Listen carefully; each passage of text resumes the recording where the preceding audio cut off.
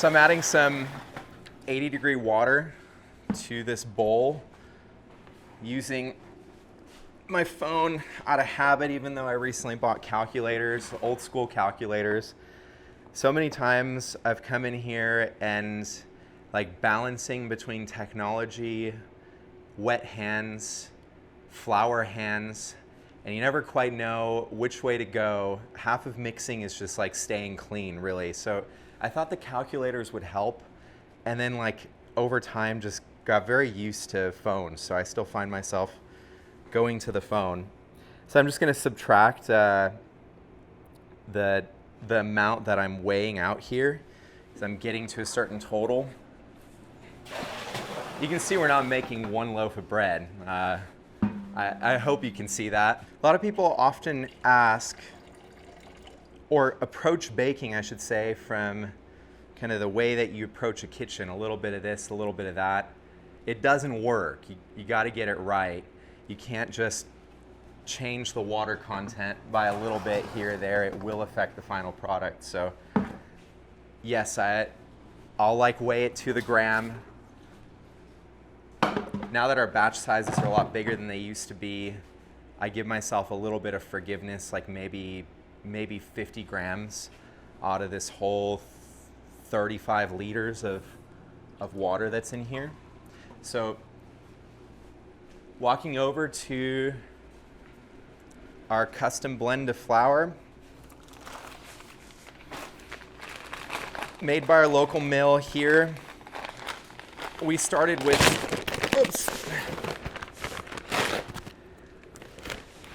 we started with white flour when we first bought the bakery and bought it from a local store, like a national restaurant supplier. Thankful we don't do that anymore, because we can't buy more than one bag of flour at a time now. There in COVID days. A few years ago, we were amongst the first bakeries to use our new local stone mill. They have a fun story too, where they just took over an old brand, Hayden Flour Mills. It's a mill that used to exist in Tempe and compete, on a national scale with General Mills and some of the others, and over time it lost market share and went out of business. The mill was gone for 12 years, and then a new family bought the old name and started growing really old heritage grain wheat in Arizona. Started milling it in kind of a rudimentary fashion, like we started making bread years ago. And over time they got better and better, invested in their mill. We ended up buying a variety of grains from them and mixing them ourselves, spending a year or two just trying to figure out what blends we like, doing the little bit of this, a little bit of that, and then finally decided to ask them to blend at the mill. So this flour I just dumped in seems really easy and simple, but it's actually like 6 different flours put together by us, formulated by us, and then blended at the mill. So I'm going to throw this on.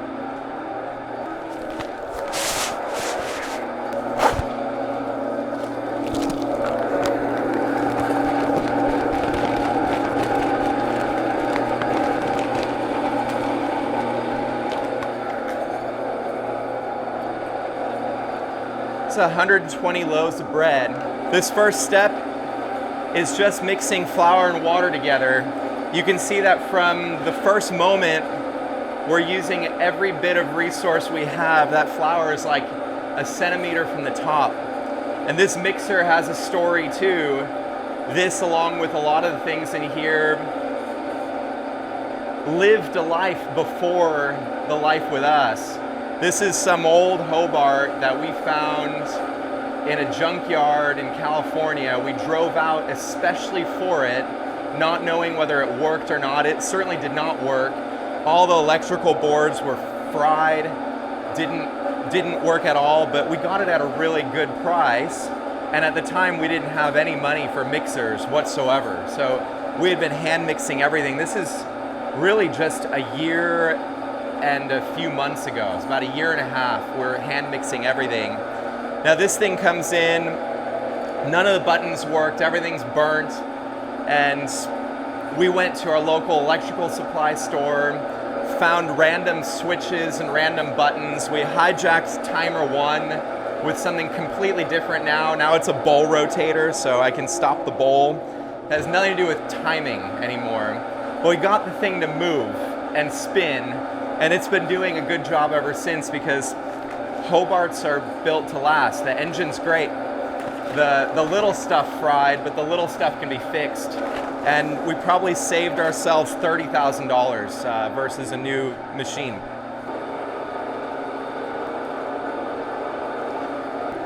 You would think that I would have all this memorized in my head, and the thing is I don't, even though I've made these over and over again. I do have that one memorized, but this one I had to look up, and it's because we're constantly tweaking recipes still to this day. You know, we'll change a little bit of the water content, or we'll change the flour content. And when you make something every day for years, some of those like old formulas are plastered to your brain. So I'm still going back to old versions in my brain.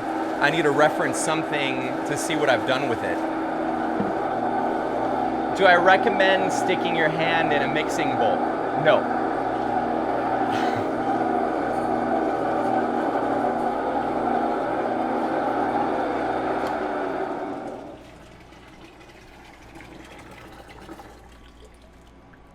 So I didn't mix that fully by any means. I'm still missing ingredients. This is a very simple bread. It's as simple as bread gets: flour, water, and salt. There is sourdough starter, but I will explain why sourdough starter really is no more than flour and water. So you could say this is a 3-ingredient bread. It's still missing the leaven, and it's still missing salt. 3 ingredients because a sourdough starter, which we have right here, is just fed with flour and water. There's nothing else in here other than microbes, flour, and water. Just over a kilo of salt. Yep, we're doing that kilo thing. If you want to go for just standard English measurements, go right ahead, but I don't like working in 8s and 16s and 12s. It was mind-blowing that 1 liter of water equaled 1 kilogram of water to me. Just mind-blowing. So I'm going to take this sourdough starter, which has already been measured out to the right amount that I need. We actually fed it to the right size for this mix, so that all I would have to do in the morning is one of these numbers. So this was fed last night. I'm going to scrape the bowl. A lot of the people that have worked for us here in the bakery over time have come from kitchens. And people that work in kitchens don't like to do dishes as they go. Oftentimes they might have had a dishwasher on staff. But in general, that batching is just what they do. Everything is a batch. When it comes to dough and bowls, dry dough that's crusted on a bowl takes 5 times or 6 times or 7 times longer to clean. And there's other things I want to do with my day. I've already gone through years of not having efficient processes and not being organized, and as a result not having time for myself at the end of the day, where the bakery was basically from the time I woke up to the time I went to bed. And so making sure there's not a huge amount to clean up at the end of the day is one of the ways that I show care to myself. Starter's actually a little bit old for my liking. I can see the texture and consistency of it. For the sort of perfectionist in me, I just immediately feel like there is a point of failure that needs to be improved upon for next time. This mix is getting close to completion. You can see the hook is starting to pull the dough with it, and you're getting these nice long strands of dough that's smooth. That's actually the gluten development. Everybody, do you know that gluten is just the protein that is created when you bind flour and water together? Just to break it down from its kind of evil connotation in the world, gluten is actually a good thing for bread because it's a structure that we need to make good bread. It's why wheat was chosen to make bread with in the first place, because it had gluten, and that gluten provided structure that was superior to all the other grasses that we found. Can we bake with other grasses? Yes. Are we learning how to make gluten-free sourdough right now? I'm not going to talk more about that, but yes. Do most people need gluten-free bread? No. Most people just need real bread that's been made over a longer period of time to break down the wheat so that it's not so hard for our bodies to digest.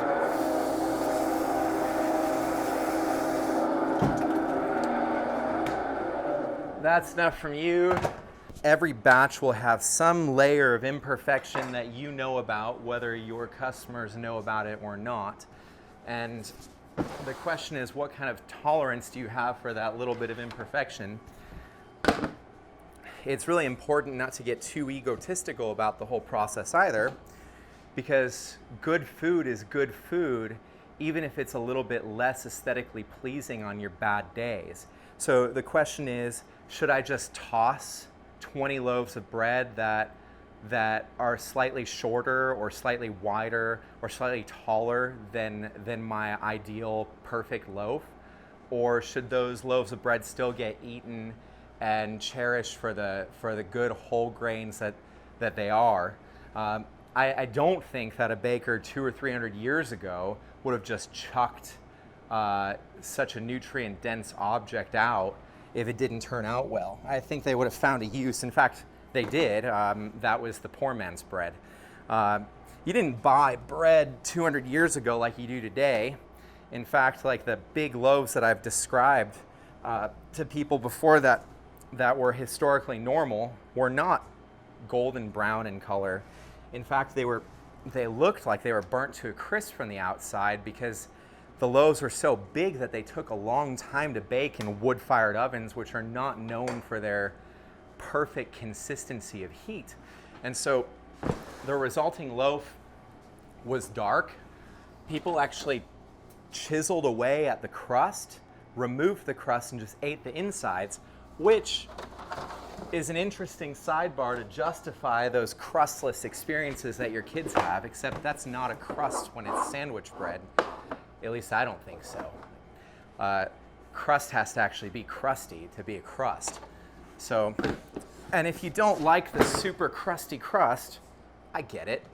Although the ones that we make on our artisan loaves are really nice.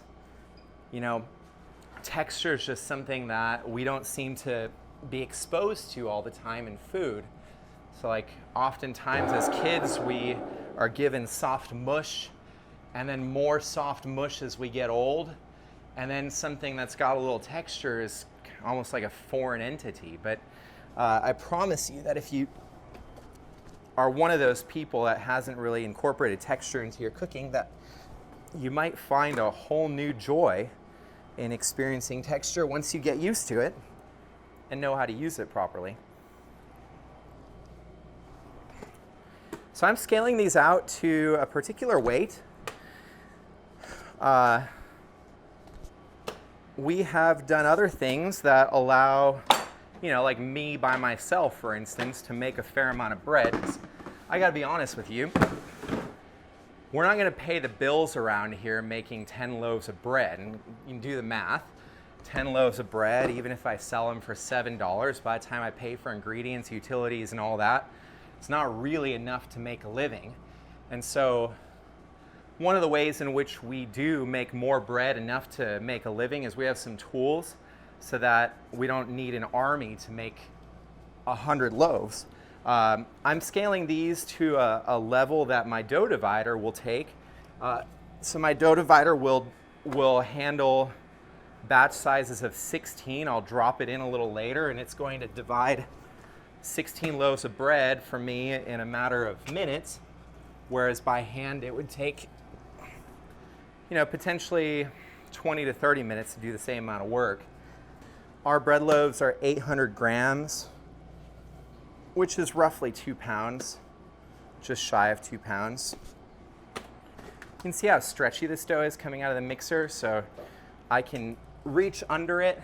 And so as I'm doing this, I guess I'll talk a little bit about how, when you're pulling dough out of a mixer and trying to cut it, the key is to not grab it with your hands, but rather to pretty much grab it with your wrist. So I'm gonna go underneath the dough and then pull up with my whole arm. And here you can see the strength of the gluten. Then putting it in the bin is kind of like unpeeling it. It's not just like turn and go, the dough will stick to you. It's kind of like this weird technique of unpeeling it. So when people first start, they get discouraged because they'll watch me do this somewhat quickly, and within a moment, they're covered in dough. They can't get it off their hands. They can't grab it out of the mixer. They can't seem to do anything without just getting frustratingly messy. And that is the life of a mixer. We're a little bit behind on folding dough. It's 10:30. I'd like to get to shaping by noon at the latest, so we've got to get 3 folds in right now, basically 10:30, 11, 11:30, and then by noon, this dough should pretty much be where I want it for shaping. The whole point in folding dough is to stretch it, strengthen those gluten strands, give the dough more structure so that it stands up better as we shape it. So I'm going to pull the dough up and stretch it to its max before it breaks. You don't want it to break during this process. And I'm turning it and stretching it in all 3 directions that I can sort of stretch it. And I'm done. Just see how stretchy this dough is. If you're baking and your dough's not stretching like this, you should be asking yourself why. Because you don't have very well developed dough at that point. And that's definitely a first good step to producing great bread, is getting it well developed. If you're a cake maker or a pie maker or a biscuit maker and this is foreign, it's like a mindset change from not developing gluten to developing gluten.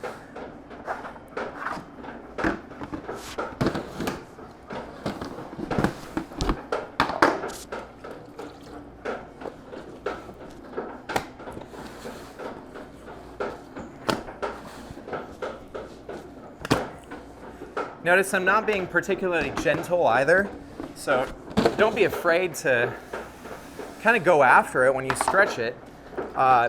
Just avoid tearing it. So I'm putting my hands in the side, trying to get underneath the dough. I'm again using my entire base of my hand as almost like a shelf for the dough. I'm not gripping it so much as I'm scooping it, stretching, and then dropping.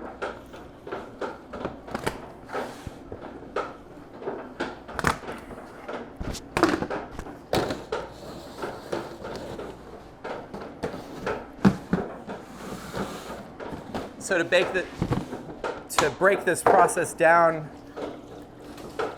even more,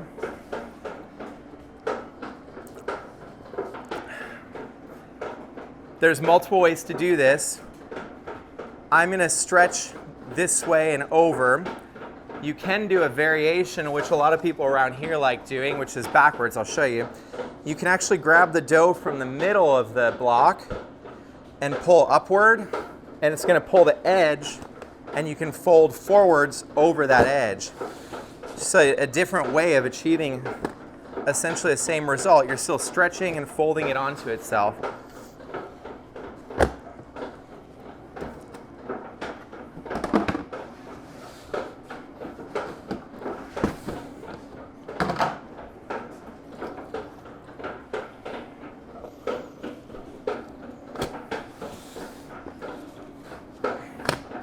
Between every fold, I'm rotating the bin, so I'm getting it from both ends, and then I'm getting it sideways. That's pretty much all I can stretch it. you really only want to stretch to the point of no diminishing returns. So after a certain amount of stretches, the dough is going to get too tough, and you're not going to really be able to stretch it without tearing it. The moment that you're tearing it, you are really defeating the whole purpose of stretching it in the first place. So you're breaking your strength. All right. So now to stay organized, I'm just going to make a little X. By the end, all of these bins will have 3 X's to indicate they've been folded 3 times. So this second fold is giving more strength in the dough. In fact, once you get to the second fold, you can really start to feel that the dough has more resistance when you're folding it.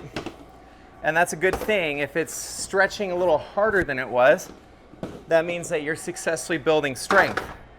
If it feels exactly like it did, there's a chance you might be folding too early in the process. Folding right out of the mixer has less of an effect on strengthening than folding later in your bulk fermentation process.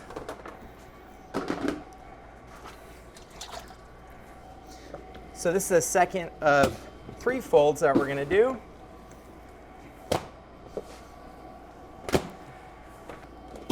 Yeah, so it's now this dough on its 3rd fold is really coming together. I mean, when I did the 3 folds, it's no longer separating at all or kind of spreading out. It's really kind of holding its spot right here in the bin.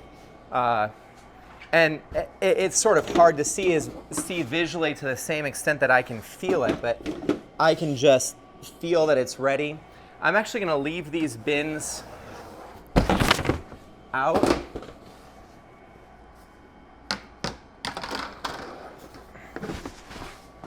And just stack them on this cart.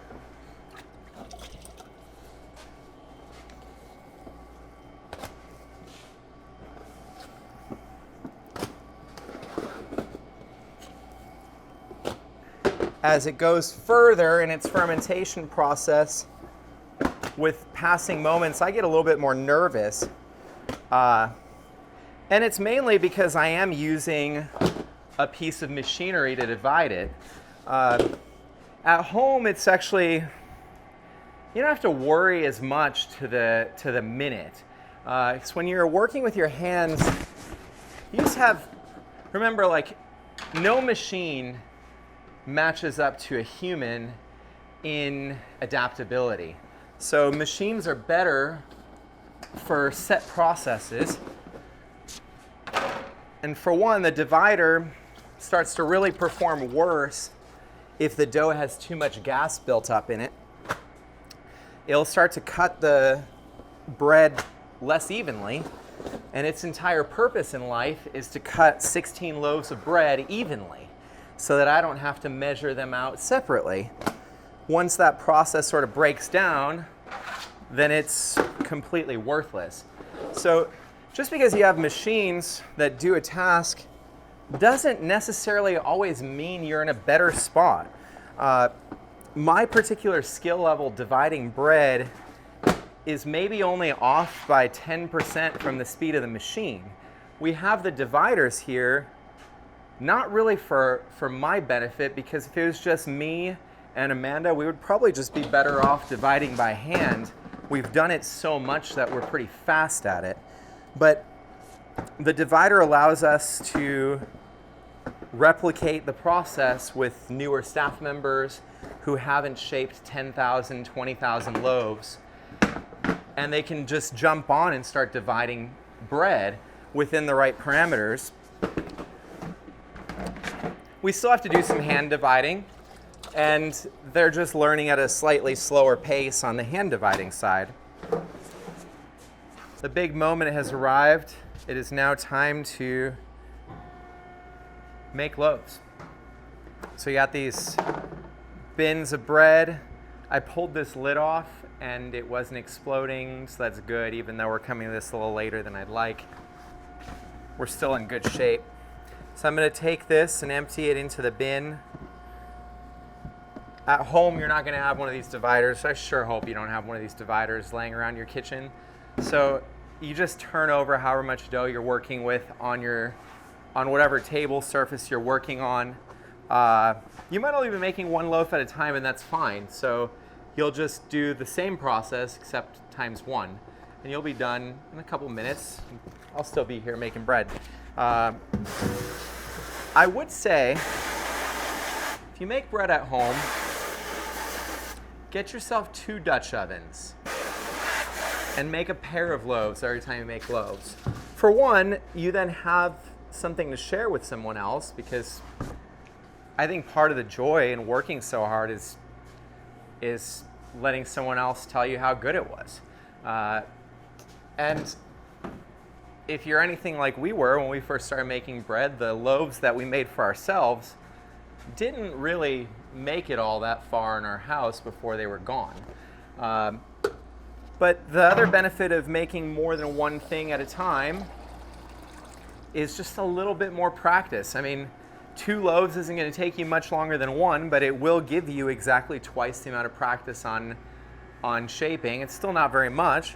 And so if you really, really want to perfect making bread faster than, say, a year, which I think if you're baking at home and you're making bread, and you're making bread with any kind of regularity, let's say twice a week, and you're making 2 loaves at a time, I'd say give yourself a year before you start really getting upset at yourself for making mistake after mistake after mistake. Because every part requires practice, and the benefit that we get in the bakery over you is we just get to practice it hundreds of times at once. So there's really 2 ways in which you can get good. You can bake a little bit more just to make the speed happen a little faster, but understand that it's going to take some time, and be patient with yourself. View it as a journey that you're on, not just the immediate result of this one loaf of bread you're making.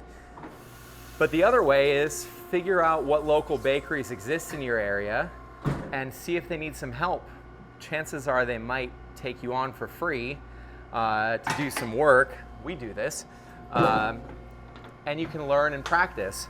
We've had people come stay here for a week and just practice making bread with us. So these things are already divided at 800 grams each. They're in a nice form. They already got some smooth surface to them.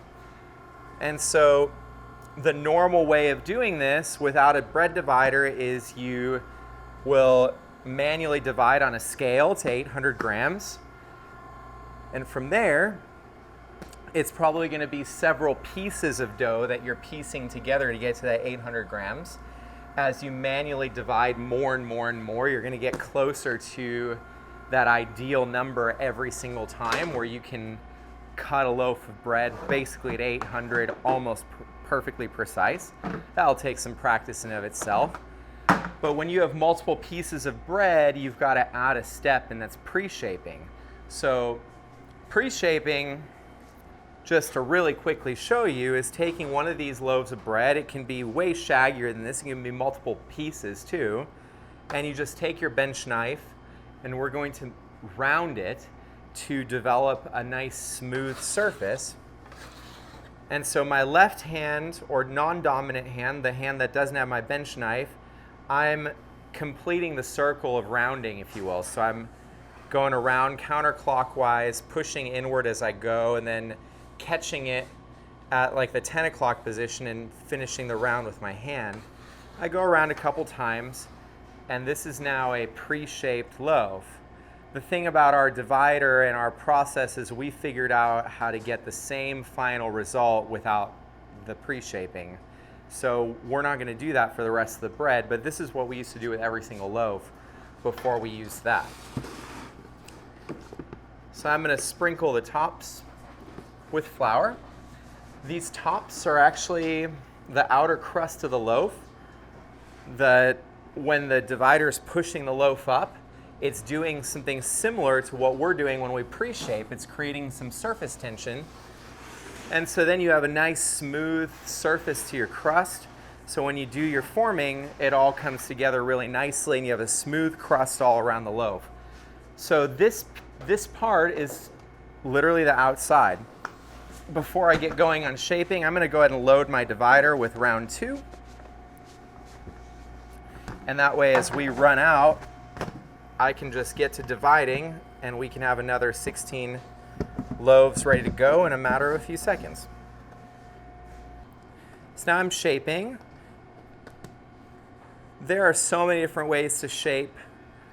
I don't know that my way is any better than anyone else's way, but the key is to get a nice uniform loaf that holds up. So by holds up, meaning at this stage, it keeps its form. And so I'm going to tighten it a little more. When I say tighten it, what I'm doing is I'm taking the heels of my hands, making as flat of a surface as I can with my thumbs as I can, and I'm pushing the dough underneath the loaf and creating more tension at the surface. And Amanda's doing the same over here. I would argue that she's a stronger shaper than I am. She's just very good at everything she does. So now the loaf goes into rice flour so that it doesn't stick to the form, the banneton, and then it goes into the form with the seam side up, meaning the side that's going to be the bottom of the loaf is actually facing up in the form because it's going to be flipped over onto the baking board. So here, this is the top of the loaf. I'm going to flip it. I'll stretch it into a triangle. I'm going to fold the top over. Then I have these funny ends, and I'm going to use them to stitch. This is a shaping technique called stitching, where I'm taking these ends and basically creating layers. This last one I actually overlap. Then I stretch this into that middle hole. You don't really want any huge pockets of air in here as you go, because they might actually stay there creating giant holes in your final loaf. So now I'm going to roll and tighten as I roll. So this is called the tuck and roll. I'm tucking the dough under the loaf and then rolling it. So now I'm just creating more tension.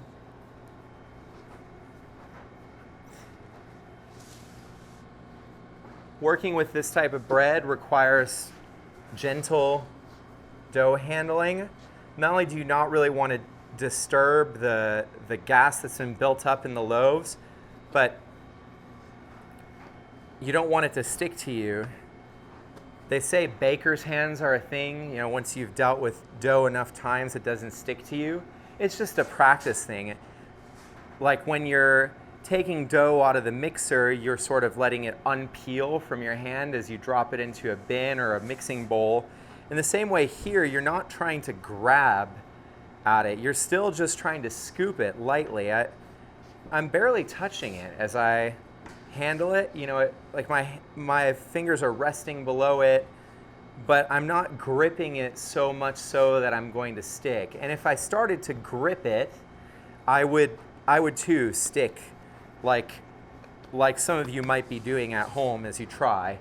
And again, this is probably one of the more frustrating aspects of baking, is just the dough sticking to your hands and not being able to get this smooth result, watching somebody else shape rapidly and get good result after good result. Meanwhile, you're at home wondering, will I ever interact with dough this way?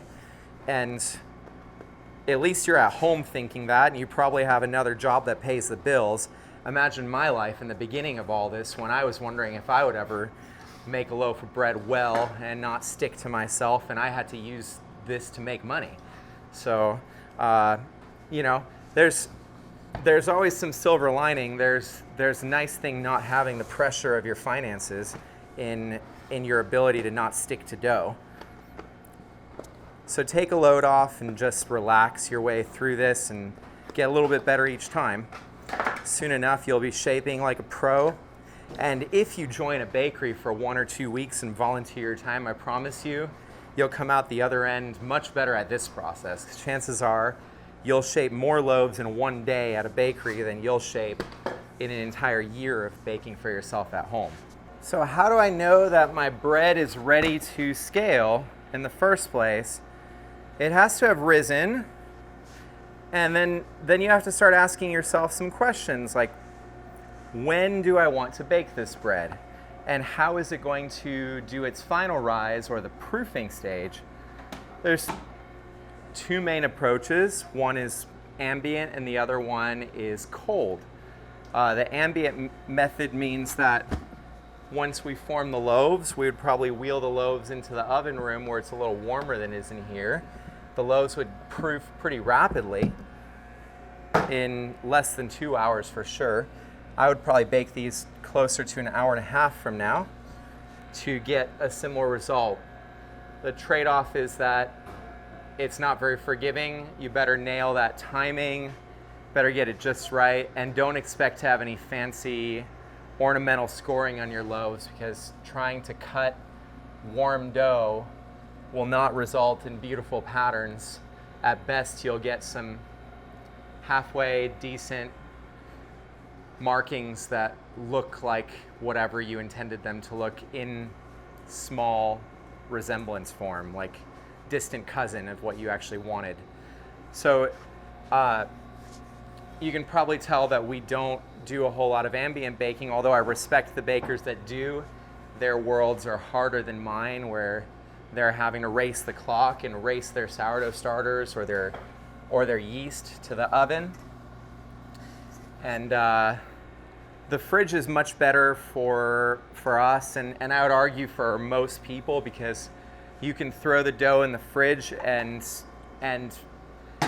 so long as your fridge is working, you can forget about it until tomorrow. I say so long as your fridge is working because try throwing huge quantities of warm dough into a fridge and watch every fridge start to break really quickly. If you're wondering, watching me use a dough divider, whether it's okay for an artisan bakery to use a piece of equipment that speeds up the process, I just have a real simple question for you. Do you want good bread or do you want bad bread? Because I have too many people buying bread from me to be able to race the dough every day by hand. I'm fast, but I'm not that fast. And today is a light day, so dividing all this by hand wouldn't be that big a deal. But there's days where we're making 3 or 4 times this amount of bread in one day. And for that, we just simply need a little bit of assistance that a device like this provides. If you asked me 2 years ago if I would ever have one of these in the bakery, I probably would have given a really hard no. But at the time, I didn't even have a mixer, so the idea of having a dough divider was almost an unacceptable insult to me as I was hand mixing dough. I actually remember when we first bought the oven, we were talking to the person who sold the oven. It's like, yeah, so you're gonna wanna buy this and this and this. And I just remember thinking to myself, like, no, I'm gonna mix everything by hand. I'm gonna do everything the slow, old-fashioned way.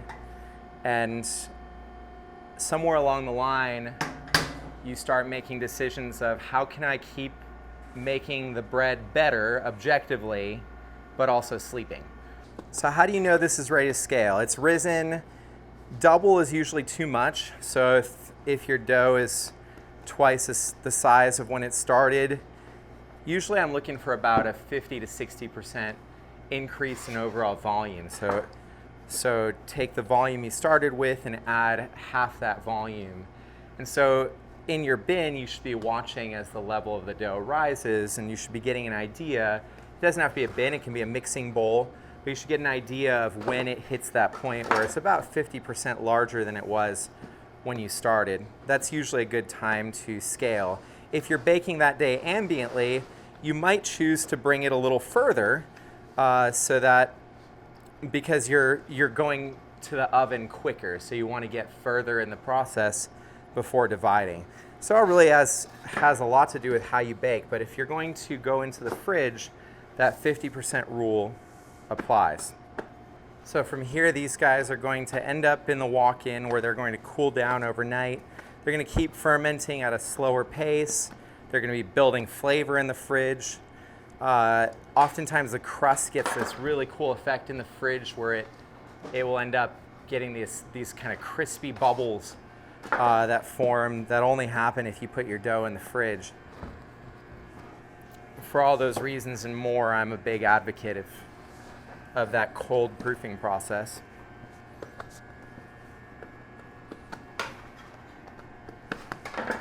So as I go, I'm applying a similar principle to this as I do when I do the stretch and folds.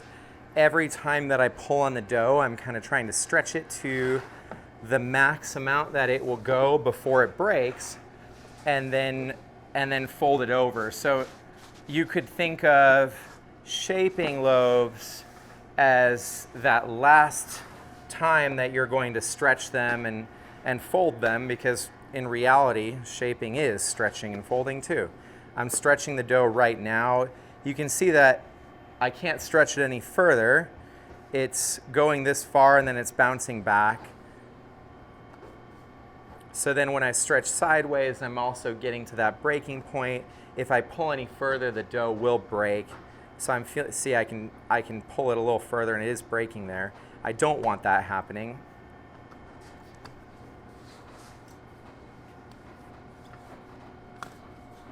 Now, we bake with pretty wet dough.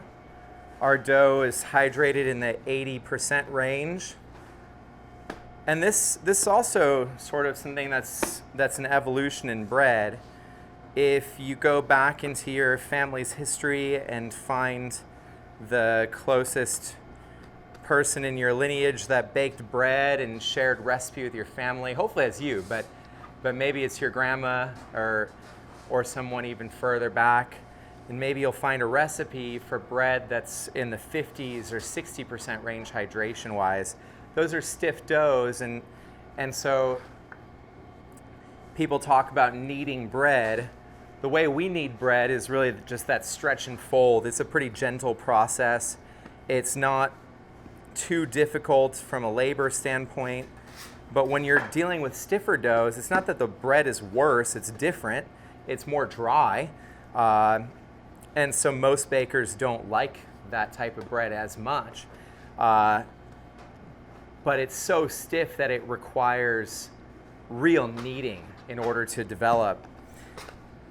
Our demand grew over the last couple months, and so we brought bakers that used to work markets on Saturday into the bakery on Saturdays. I'm baking this on Monday, and this is 2-day-old bread, so it hasn't been baked yet, so it's not 2-day-old bread, but it's 2-day-old fermenting bread. It's completely possible to extend your sourdough process longer, up to 3 days even. But every time that you change the timing, the whole routine has to change along with it. We've typically baked our bread the day after we shape it. This bread is 2 days after we shaped it.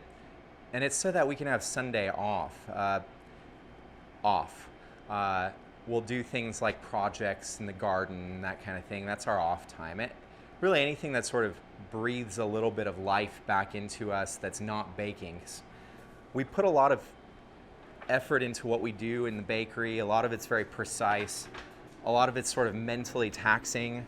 And even though we have a lot of passion around it, you've got to find fuel for that passion. For me, at least, I think this is different for everybody. I like to be fueled with just new knowledge or new learning. So our latest kick is the garden. We're working on that. And that basically translates into, well, I'm working on the garden now, and I'm going to learn something cool from nature, probably. And that's going to cause some changes or some inspiration in the bakery. And so in that way, we sort of recycle energy. Because if the only thing you're doing, the common thing out there that people say is if you're starting a business, all you can really do is work on the business. And to some extent that's true, especially in the beginning. We wanted to build a garden years ago, but we're just kind of getting after it now, because the last few years have been all about the bakery. What I noticed in the past season, though, is that I really needed to get some external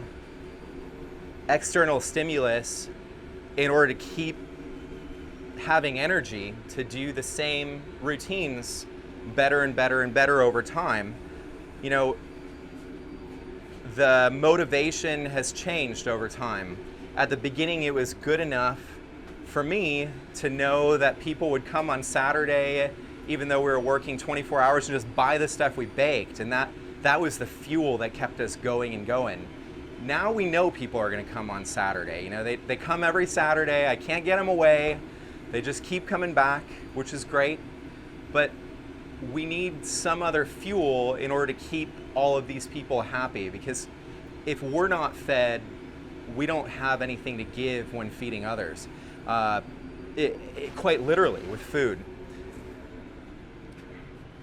The issue with 2 days versus 1 is figuring out when to scale this bread so that it doesn't overproof, even in the fridge. I'm touching it right now and it seems to still have a decent amount of spring, a decent amount of life to it. I'm hoping that it turns out just a little bit better than last Monday, where it had seemingly a little less life, and then I couldn't quite get the aesthetic. So the bread was delicious, but it didn't have kind of our iconic artistic flair at the end because it didn't have enough energy still in the loaf. If you look at this dough, it's like a ball of energy, but it's a finite ball of energy. So the starter in here is fermented, and we've tried to manage the temperature so that when it hits the oven, it still has a burst and lets the bread rise. If you catch it at the wrong time, the bread will rise, but it won't rise quite as far. It'll be a little flatter. And so then when I'm trying to get that ear, that baker's ear, which you can see in this bread that's been left over here, this ear, it won't happen. Some of the fancy designs that we put in at the end, you know, these are meant to be kind of the reflection of all the work that we've put on the inside of the loaf that you can't really see. So we spend a little time with these guys before we just pop in the oven. So I've got them on boards, and if you were in just about any other bakery, for the most part, you know, bakers that are working at volume at hundreds of loaves a day aren't going to do much more than just put a slash through all these really quick. 30 seconds in the oven, done, move on. I've got 4 ovens to load. By the time I load the 4th one, I'll be back to number 1, and I can keep going. We add a layer here. So I'm going to spray all these down. And by no means am I the best person at this job anymore. There was a time where I was, and on Mondays it's me, because I need practice too. I can't just be doing business administration all the time. I've got to get in here and practice my craft, but I have hired somebody who works this role and does a far better job. She's literally an artist. Like if she wasn't doing this, I imagine she'd be doing some artwork. All these stencils she's made over time. So I bought her some stencil paper, and she's just been making these cool stencils over time. So this is just a simple proof stencil. Always replace your razor blades. These things don't cost very much. I don't even know if one razor blade costs a penny. We buy them by like the 1,000 pack for a few dollars. And after one round of baking loaves, the blade does dull. So I'm just gonna rotate this one. I can probably get one more life out of it. This is called a Wire Monkey laum. You can look these guys up online, Wire Monkey. They decided to get into the business of making a more functional laum for bakers. This is the traditional laum that you'll find on Amazon. What's annoying is that once I get going with this, the razor blade's gonna fall off in a few loaves, so it's not very practical. The design of those laums doesn't prevent the baker from using the back of the blade. And the thing about these blades is if you catch the back of the blade, it will actually tear up your score. You really only want to be using the front part of the blade.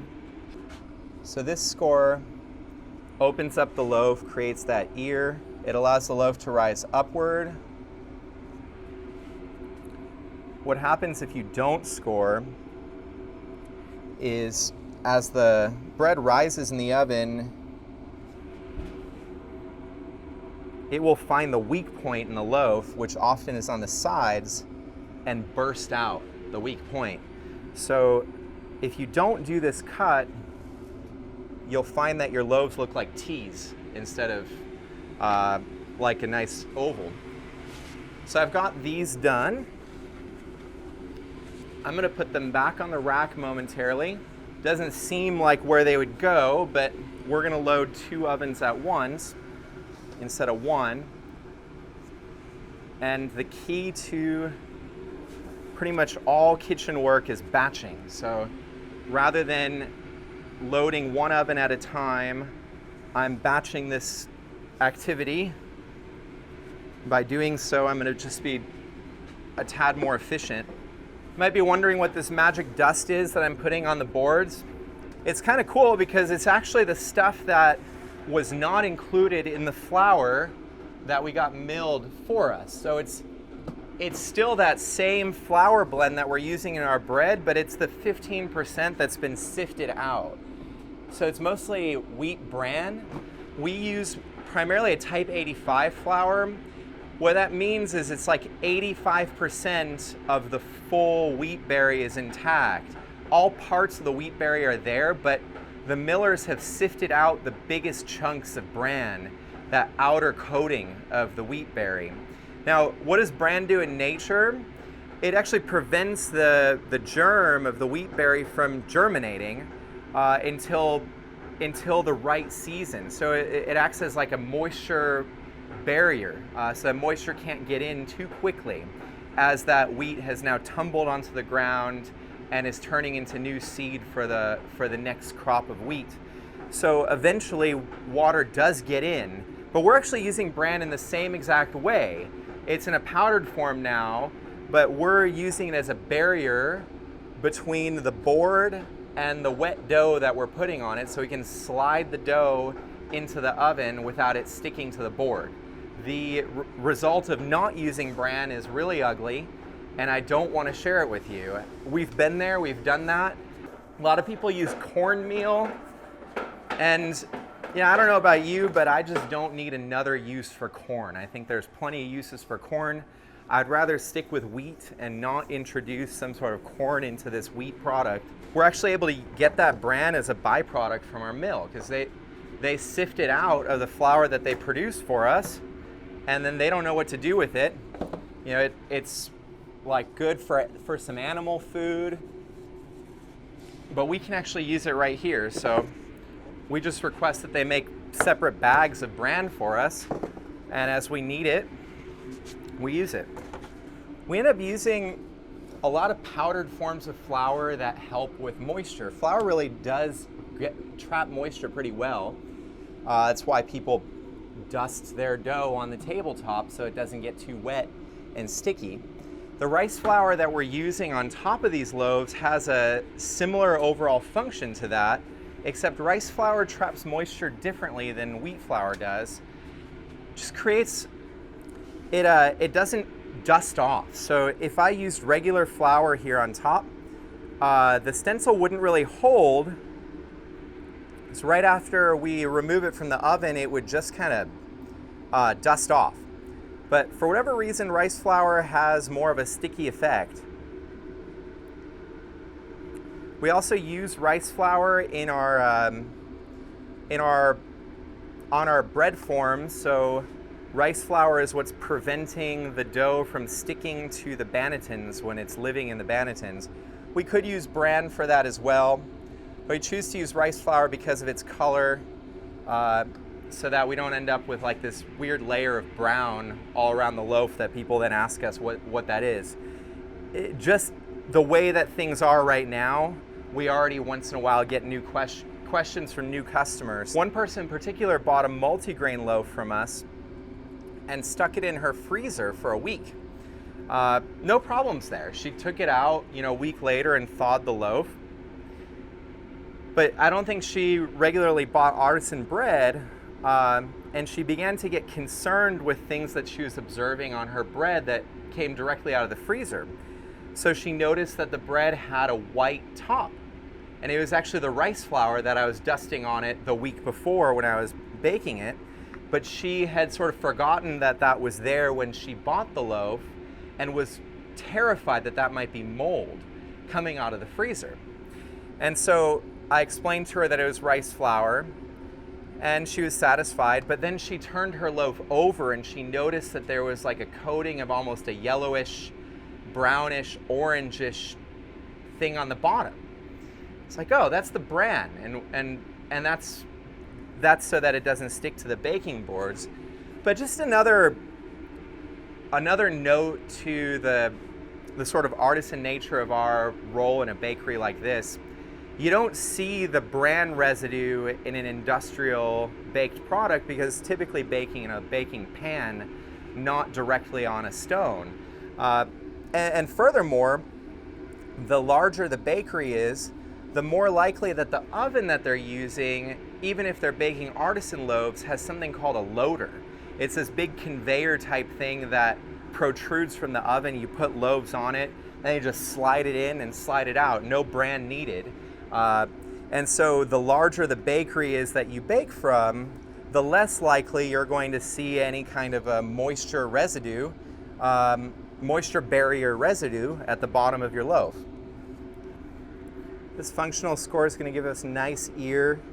The ear is going to match the shape of the curve that I cut, so you can manipulate how your ear looks based on how you score. Some bakers score at a slightly different set of angles, and so each oven load is 12 loaves. When we first bought the bakery, we had this pizza oven that didn't have steam injection. It wasn't as wide as this one, so it could fit 2 boards, not one, so it could fit 8 loaves at a time. Since it wasn't a bread oven, it also wasn't sealed. So as you were baking, and the thermostats were busted. And the wiring was all messed up and crazy over the course of, however many 20 years of its life, people tinkering with it. So the effect on us was that we could bake 8 loaves in an entire hour. And the entire time we had to stand at the oven. So you're probably doing something similar at home to what we were doing with our original oven. You can either put a pan of water in the oven that will evaporate. I personally prefer that method now that I know a little more, but I didn't know that in the beginning, and so we took like a weed sprayer that you would find at Home Depot, sanitized it, cleaned it all out, filled it with water, and we would spray that water into the hot oven to generate steam, and then hope that it didn't all evaporate out of all the pores in the oven. We definitely got ashy looking loaves. So you can look at this loaf and see all the shine kind of in that crust layer. And it's sort of present in each one, a little bit of a sheen on top. Without steam, you end up getting something that's sort of dull and ashy. There's no shine to it. Final round, I released the steam. These are little dampers they're like a little valve at the back of the oven that lets air either get trapped in the oven when it's closed or flow freely out to the hood when it's open. I've released that air, which releases the steam that was trapped in that oven chamber. And without the steam, now the crust can develop and gain more color. When the steam's there, it sort of like protects the crust from actually browning too quickly, while also providing that like deep color to your loaf. So without the steam, you get this kind of ashy, almost gross looking brown. And with the steam, you get this gradient shine that starts from like a light brown and goes all the way to the darkest acceptable shade of brown before burnt. Pretty happy with those. I would say that overall we did a lot better on the 2-day proof this week than last week. We got nice ears on most of these. And you can tell just by the shape of the loaf that the fermentation was solid. The loaf is kind of even, and it's just a risen form of the shape that we tried to give it when putting them together. If a loaf is too tall or too flat, a lot of people confuse when they're first starting that, oh, they get a really nice ear, a really sharp ear, a really tall loaf. But oftentimes the middle is really, really tall and it contracts the sides. You get like a really uneven rise. And that's actually a sign of it being underproofed. I like the timing of this one a little bit better. And the funny thing is that the loaves are slightly darker. So to you, this may be burnt. I don't know. Everybody's got a different perception of color. And I sort of wonder how much this sort of mimics our whitewashing in society in general. We just tend to seem to think that lighter is better. But when it comes to bread, I disagree. And I really like to push the boundaries of even our customers that are accustomed to like a really, really light brown, doughy bread. I don't get it. Because if I let the whole loaf look like this really light portion here, then when I go to poke it, there's no crust. It's not there. And I'm not really going for that. So there are a lot of people that want their loaf that color. And I guess for them, it's probably best to stick with the sandwich bread until you figure out the intention of this artisan bread. Remember that this is essentially like the child of that bread that we bought 100 years ago, that really, really large month-long loaf that came in black because it baked so long to get to done.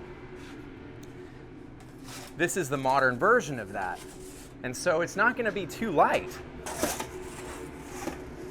This is the light part of my oven. And here's what I mean. Like, I can't send this out into the world. You might look at it and like it, but see how that's just really spongy still? It's not a crust. If you don't like it, well, fortunately there's a lot of bread out there in the world.